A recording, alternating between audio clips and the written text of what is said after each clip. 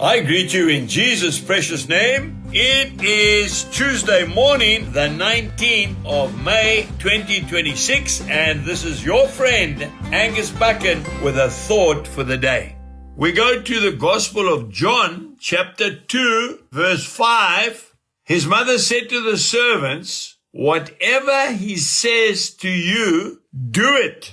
I want to tell you about a lady who did just that. And she lived many years ago. Her name was Florence Nightingale. She is known as the founder of modern nursing. She reduced the death rates by simply improving hygiene and living standards. She was known as the lady with the lamp because she used to make her rounds every night to check on the wounded soldiers during the war. I have a daughter who studied nursing, and it is wonderful to see the heart of compassion that these kind of people have. Now, we're not talking about great preachers or people that have done great things. We are talking about people who simply obey the word of the Lord. You might be saying today, well, I have had very little education. I have had very little opportunity to serve the Lord. You can serve the Lord wherever you are and whatever you are doing. Now, I want to read a quotation from this woman of God, Florence Nightingale.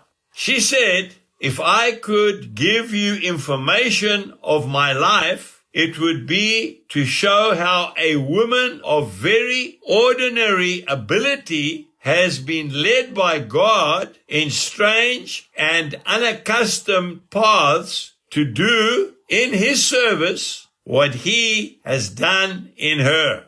And if I could tell you all, you would see how God has done all and I nothing. I have worked hard, very hard, that is all. And I have never refused God anything." Isn't that beautiful? I want to say to you today, whatever it is that God has told you to do it with all your heart. Because the servants filled up the water vats with water, Jesus turned the water into wine. The first miracle that took place in the marriage feast in Cana. Now, maybe God has called you to be a school teacher. Maybe God has called you to be a farmer. Maybe God has called you to be an airline pilot, or maybe God has called you to be a housewife. Do it with all of your heart, and the Lord will use that to change the lives of many. Jesus bless you, and have a wonderful day. Goodbye.